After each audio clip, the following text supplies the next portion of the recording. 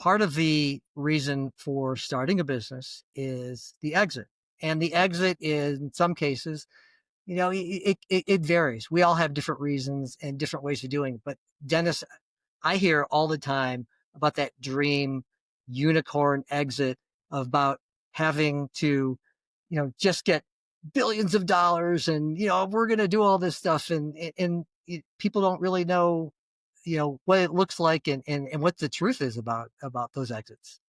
And most of the time they're wrong is the real Mhm. problem. So, and there, everyone's always asking, what's that secret sauce? Or when do I Yeah. jump? Or Hmm. because it's your baby. And so it's also hard to jump. Yeah. And so it's like, what is that secret sauce that we're looking for if you're really in that mode to think about selling? Hmm.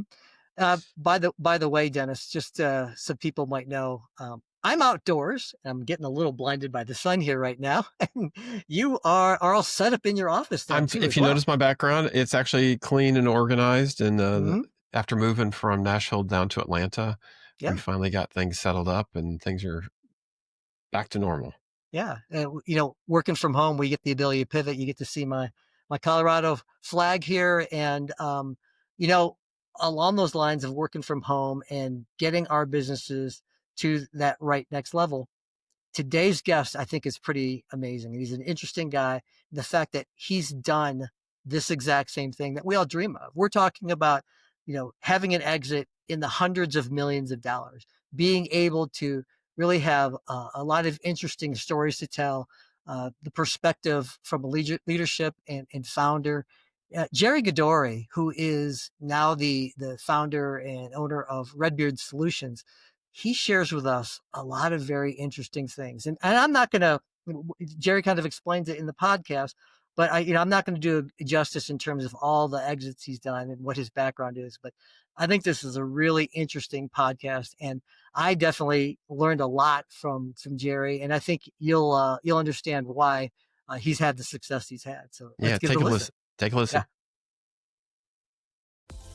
WFH with two guys. Now here's Benny and Dennis.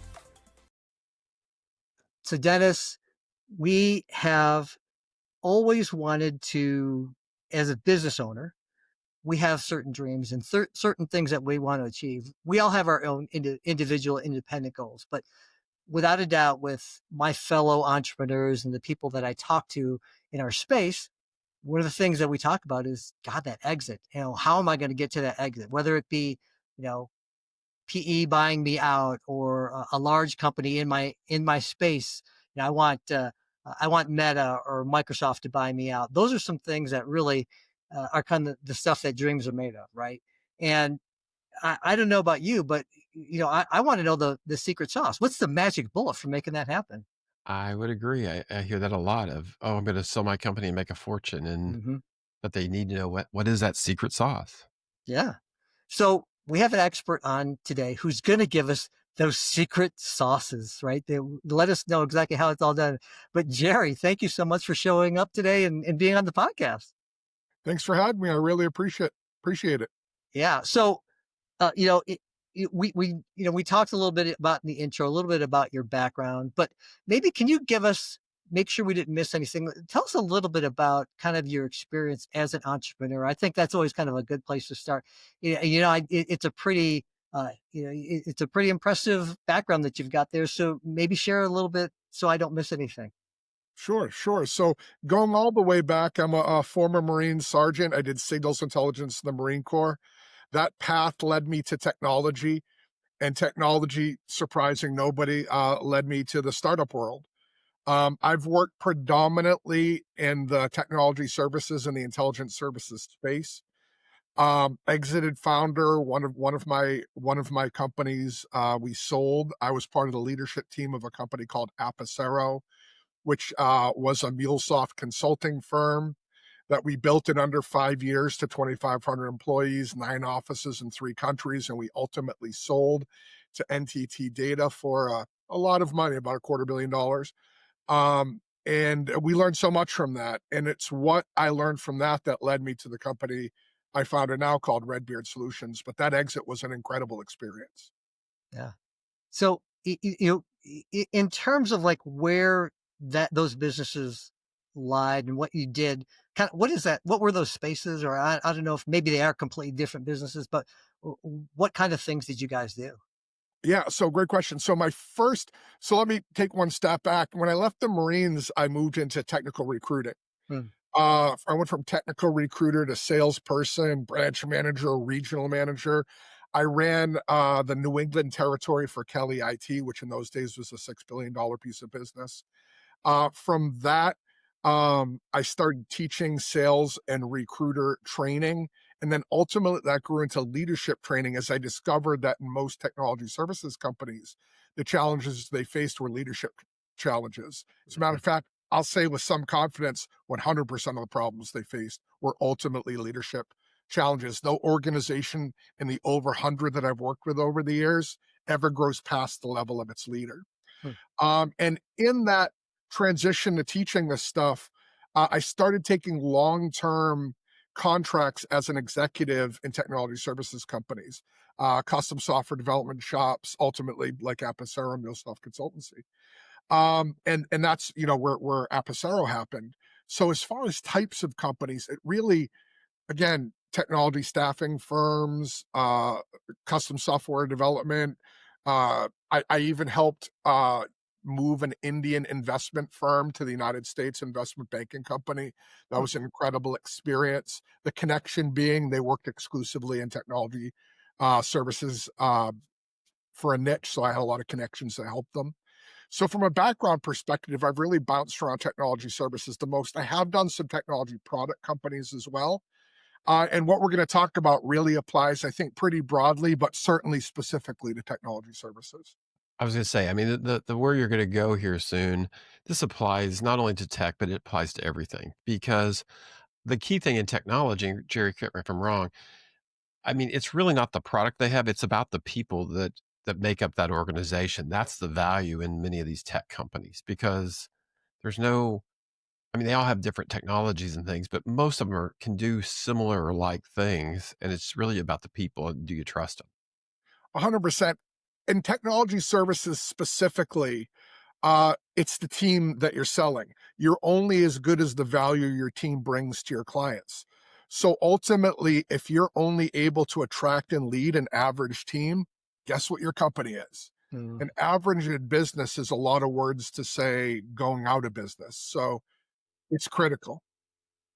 So knowing that in technology, and it applies to production, retail sales, all of those things. I mean, a lot of times they have products that are unique or different, but again, it still comes down to the people. I know this past week I had to return something to Home Depot, and they've changed their customer service. It's actually very pleasant and it makes you feel good. And so even before I ask, she was like, "Hey, we'll just refund the whole thing and we'll reorder it for you, and we'll give you, X% off." And it's like, okay, something's changed at Home Depot that's not how it used to be. And it's like they're putting customers first. It's like I'll go to Home Depot now before I'll go to Lowe's because they both have the same products, but it's about the people and the experience of what you get when you go in there. What a Hmm. great example. Customer service is the other side of the sales equation. And if you do business with the same customer for long enough, there's going to be a mistake. There's going to be something that causes friction. That's unavoidable. But what tells a great company from a good one is how they deal with that friction and what they do to make it right. So couldn't agree more. That's a great example. Yeah. I mean, because if you're buying something and you think everything's gonna be 100% you're correctly incorrect, there's got to be problems. I mean, there's supply chain, there's all these other things. One of my friends up north of us, he have a paint company, and you hit on the head. His part of their mission says we will have problems, but we guarantee that we will fix them. And it's like, okay, you admit that okay, there's going to be times where things don't go right, but you're on it and you're going to make it right, and no matter what, it's going to turn out correctly for you. And I'll take that one step further, especially in an AI age, which we find ourselves at the very beginnings of now. All of business is about personal relationships. People like Mm. to think that business is made with logical decisions. Not in my experience. People make emotional people make emotional decisions and then validate them with logic. So we know this from our personal relationships, whether they're platonic or romantic or whatever. The relationship is built on the oopses, how that person responds to a problem. And this is no different. When a customer has a problem and you go above and beyond to resolve it, you're sending them the message that they're important to you. And that builds loyalty. That's how you build an empire instead of a Exactly. tiny little. Right. So Jerry, so what is the secret? We know one of the secret sauces is that good customer service. I mean, that applies to everybody, but kind of dig deeper. We talked earlier before we started recording, what in your mind, what is that aha that if companies would do this, they've got a greater probability of growing bigger, selling more, selling themselves better? What do you see? Yeah, so great question. So I knew this at some internal level for the majority of my career, but the aha moment came at Apicero. So I was actually brought on there to build and lead their national go-to-market strategy and run sales. But it became clear early on that that wasn't the challenge at those times. Getting MuleSoft sales wasn't super difficult. The challenge was finding the people to do the work because MuleSoft was blowing up and there weren't enough folks who could do it. So it became painfully clear very quickly as myself, the CEO, and then the COO, I was the president, would spend, many 2 to 3 a.m. hours staring at Google Sheets, deciding who we were going to steal from where to put where else because we'd oversold our delivery again. That we had to recruit, and we had to grow rapidly. And the way that we did that was we broke it into 3 phases: attract, recruit, and retain. But the real thing was the retention. The real thing was the people we got to stay under our banner so we could develop them over time so that we could be confident they'd give above average results to our clients. Said in a shorthand, which is not a gift I have, it's the people. It's always the people. It's the company that you're building that's the secret sauce. You're only as good as your team. And so retention's real important because so many companies go through hire, hire, hire, and people are constantly turning, and you end up being nothing but a recruitment company. That's Yes, not a great place to be. That if you're not measuring turnover, you need to, because turnover gives you all kinds of indicators that there's either something wrong internally, you don't have a good product, you don't have good leadership. There's all kinds of things that turnover tells you that helps you then build your business. Trust me, your customers know it because, again, if I'm working on IT or buying a product, I'm developing a relationship. And if every time I go in there, there's a new person working on this thing and I have to go through the effort to build that trust and relationship again, that's going to get old after a while. And it's like, okay, at some point I'm going to switch companies and go to somebody else.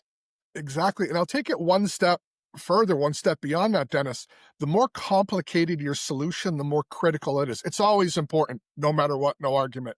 I don't care if you're running an ice cream shop. It's important. But when you've got a complex solution, there's a certain amount of institutional knowledge that you share with your vendor company in order to provide the service. So if that institutional knowledge is perpetually lost, that's time wasted rebuilding it every Mhm. time. hmm And that's a really big deal. I say again, it keeps you from excellence. If every time I engage with your company, I spend the first month rediscovering who you are, that's a month of money of yours that I'm wasting, or profit that I'm losing if I'm not charging you for it. More importantly, if you're coming to me when you've got a problem, that's a month of your time that I'm wasting. Mm. That Yep. that's actually a really interesting point because in talking with a business broker is a friend of mine that I know, and I remember a couple months ago, one of the things that we talked about is a lot of these business owners, and they've run their business for 20, 30 years, and they know how to exactly how it runs.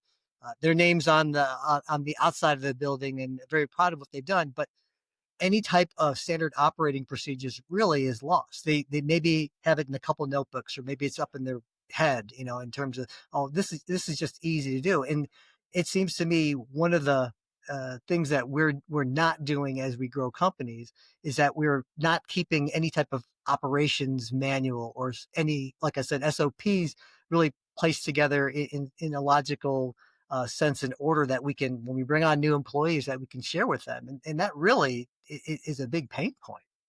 Yeah, that's a really relevant tangent and super important, Benny. Less than 15% of companies in the United States ever break $10 million in revenue. And Mm. you just pretty much hit the nail on the head as to one of the primary reasons. As the founder, you should be involved in everything in the beginning. But as the company grows, there will come a point where your superpower becomes the kryptonite of your company, Mm, where all the things you did that were amazing and epic are now the bottleneck that's holding you back. wow. And when you hit that point, you've got to make changes. And it's hard as an owner to let other people deal with your baby because it's your baby. It's Mm, also hard to admit that though you are pretty good at it, this person's great at it. And yeah. it's a small percentage that can make that turn. Yeah. No, And Benny, you hit it on the head too. As new people come in, if you don't have those operating procedures and things that you assume they're going to know or do, it makes them feel inferior, wasted time, and then that's causes them to start looking for another job yeah, sooner than ever because 100%. they don't feel like they're part of the organization, or they get chastised for not yeah, doing something correct that they didn't know because nobody bothered to train them. It was just kind of an assume that you would know all this stuff. And yeah, yeah. It I it go I'm sorry, it goes beyond the context of today's conversation, but you hit on another important thing I'd love to talk about another time, and that's that how you bring a person into your organization largely plots their trajectory from day one, whether mm, it's up or down. So, topic for another day, but important one. no, yeah, that's we'll good. definitely have you back for that one because I think that's one that I think people forget about. And we're really right now, this one secret sauce is the retention, but I think the other one is how do you onboard them? And we'll Yeah. Frankly, that feeds retention or not, you know?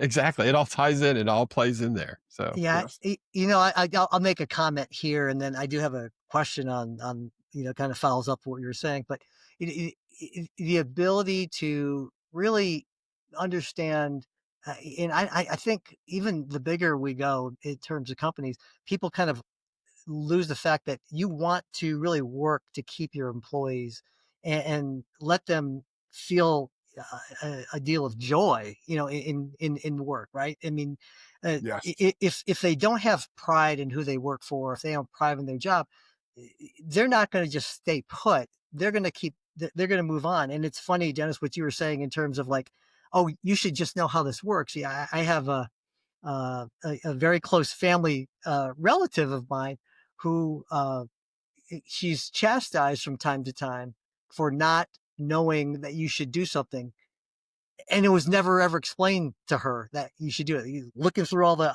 documents, never explained, oh, you should just know how to do that. That's the silliest and goofiest thing I've ever heard. But I mean, to that, Leadership problem. yes, yeah, yes, I will. We'll talk about this because this is an on-developing thing. But at some point, we'll with this particular individual, we'll talk a little bit more about that. But Gerry, in terms of we as business owners, and we're you've been able to grab that golden ring, right? And the dream that we all have, being able to give an exit that really is our dream. A lot of times I talk to business owners, and Dennis and I have had this conversation over and over. They have this overblown idea of what their business is worth. It's worth X amount of millions of dollars. And here's the reason I believe, and if we look at it objectively, it's not even close. And people get, they get angry, they get upset, and, frankly, they'll get hurt because of that. But why is it that the way we look at our businesses as business owners and really the true value of our business, why are we so disconnected a lot of times? Easy answer, surprisingly very easy answer. It's the same way with our children. When we look at our children, we see, absolute amazing human beings, and other people are like, 5 out of 10. You know? It's because you're in Except love with it. mine's he's Obvious, awesome. clearly, Yeah. Ben, clearly. So the answer is that you've poured so much of your blood, sweat, and tears into this entity. Your self-worth and ego require a return on that, Mm, so that the world acknowledges you. And mm, that's what's happening is these owners are tying their self-worth to the valuation of their company, mm. which you don't need to be a Harvard psychiatrist to realize is probably not a healthy path. But that's the why of it. And interestingly, the ones that typically are hurt the most are the ones that have made the company the most about them. They're the ones that haven't let go of anything. They're the ones that are involved in every single decision. They're the ones that are the face of the company still, the ones that are in every sales call. And all those things might sound good on one level, but the message that sends to your buyer is, when you leave, I don't have a company. Yeah. Right. Yeah. Exactly. And to the employees, they end up being just robots and not making Yes. decisions because they know they have to wait for Benny to make that decision because that's how Benny's done it all these years. That Benny, is the control and wants to have all the answers. And so, and I'm sure that leads to turnover because at some point you want to feel valued and like you've got ownership in the process. And if all you're doing is just being kind of a robot, it's not real rewarding. And if you can find a place to jump off, and in today's world with Glassdoor and LinkedIn and all this stuff, you can definitely be shopping and looking at what's out there in the marketplace And and most jump. are. And most Yes. are exactly. It's like, okay, and on there you can find out, what's the management like. And I tell people, if you're when you're doing interviews, don't just be selling yourself, but be looking at the culture. Are you a good fit? Do you like the way that they work? Ask lots of questions because you owe it to the company to try to be there, to stay there as long as you can as well. And you need to do some stuff on the front end as the potential employee. I could spend 2 hours unpacking what you just said, but let me make 2 points and I'll walk away from it. The first is this: one of the things that I work with all my clients on is what we call EFG leadership: engage, fulfill, and grow. The short version of it is, if an employee feels heard and valued, they enjoy what they do most of the time. It's a job. Not everything's ever going to be great, but most of the time they dig what you're doing and they're in alignment with what you're doing and they're growing in their skills, then you're incentivizing them to stay with you long term. If any one of those three things breaks, then they're on their way out. In a healthy company, the thing that breaks will be the G. Their growth exceeds your ability to allow them to grow, so they leave. And when that happens, and it will happen often, that's what I call healthy churn. When they leave for that reason, they should be, patted on the back and thanked and let go with grace, because you're sending an ambassador out into the world. Talk about that more another time. But the other part that you talked about there, Dennis, about them asking questions, an interview is not an interrogation. They might both start with I, but there's different letters in there for a reason. An interview is a conversation. As a candidate, especially the more senior you get, as a candidate, it's your responsibility to do your half of deciding if this is a good match. I've been in this game for 30 years, and I can say with the authority of that time that there are far more bad matches than there are bad companies and bad candidates. 50% of that is the company. The other 50 is you, the candidate. If you're just sitting there like a convict with a detective flashing a light in your face and not asking any questions back, that's on you if it's a bad match. Yeah, I agree. I Interesting. mean, yeah, again, if you're looking for a job, ask lots of questions. I mean, Yes. ask to go spend a day with a person that's in the role. And if they won't let you, that's a good flag that that's probably not a good place to work. Because if I'm a manager and you ask that, it's like, hey, that's pretty cool that they want to make sure they're a good fit. That's giving me a green flag that they're probably going to be a good commitment once if I decide to hire them. Yeah, I often get asked what a good culture is, and it's a good question. I understand why people ask it, but the better question is, what's a good culture for this person at this stage in their career? Right. Because my great culture might be toxic to you, and the inverse is also true. It's Correct. about matching values and where they are and what they're trying to accomplish in their personal missions. And especially since we've gone through COVID and the whole work from home, back in the office, those are all kinds of conversations you need to have, especially if you're in tech, because tech people like to kind of hunker down. Working from home's probably a positive thing for them in many cases, and so it's understanding what's that culture like, what's that going to be, where. But again, if I'm working from home, how do I still have that culture? How do I have that connections? Because there's some negatives from working from home that we've talked Yes. about before. So it's like, okay, how do you find those mix and matches that fit your scenario the best possible way to Mhm. allow you to be productive and give back? So, as we're talking, Gerry, there's lots of secret sauces here that we're hearing, but the one today was more around that retention piece. Um, as an employer, you know, you're going to still have some turn over time. What's And kind that's of not bad. Now, I'd say that's not bad. I mean, because there's some people that somehow get in there, they change, you change, whatever. So it's good to churn. They grow. I mean, I like the one where you just can't provide them the position anymore, and it's actually a good thing because they become an ambassador for your organization. You may actually be able to do work with each other because they go somewhere else and 100%. pull you in. So those are good things to celebrate. But as you look at this, is there a number of percent on turnover that people should is there a red flag, or is it vary by company? What's your experience on that? Yeah, that's a harder question to answer because it varies with a couple of primary variables. The first one being where you are in your organization's growth. So, for example, and this folds into my EFG methodology, but for example, when your company grows and it transitions from startup phase, head on fire, crazy time, to a more staid organization that's developing SOPs, and then further on down the line, an organization that has defined systems and processes, defined job descriptions, and things done a certain way. The people in those phases may well be different. So, for example, I'm not a big company guy. I have nothing against big business, nothing against big companies. I just don't enjoy the atmosphere in working there. When Apicero broke 1,000 employees, I wasn't happy anymore. I was pretty unhappy. I didn't like it. We hit 2,500. I was hunting for an exit. It's Hmm. just not me. Again, not a bad thing, just not a me thing. So churn is going to change as you hit transition points, and it will rocket up and come back down. The second thing is the type of employee. There are certain categories of employees that churn more. Salespeople, for example, versus Mm. accountants. Accountants don't move, salespeople don't stay put. It's just the nature of the personality in that place. Now, obviously, there are outliers. But the main thing when you're looking at churn is the reason for it. Okay. So if the churn is occurring because of employee dissatisfaction, if it appears to be a television program and it's a drama, that's bad churn. Okay. If it's people leaving because of the need to continue to grow, that's not necessarily bad churn. Often it can be quite good. Again, if it's below a certain amount.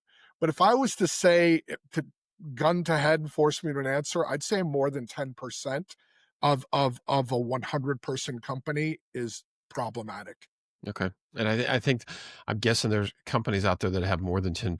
So Yes. that's the red flag that says, hey, you really ought to Mhm. dig into this and start asking and doing some research to figure out what's going on because it's probably impacting your business. Yes.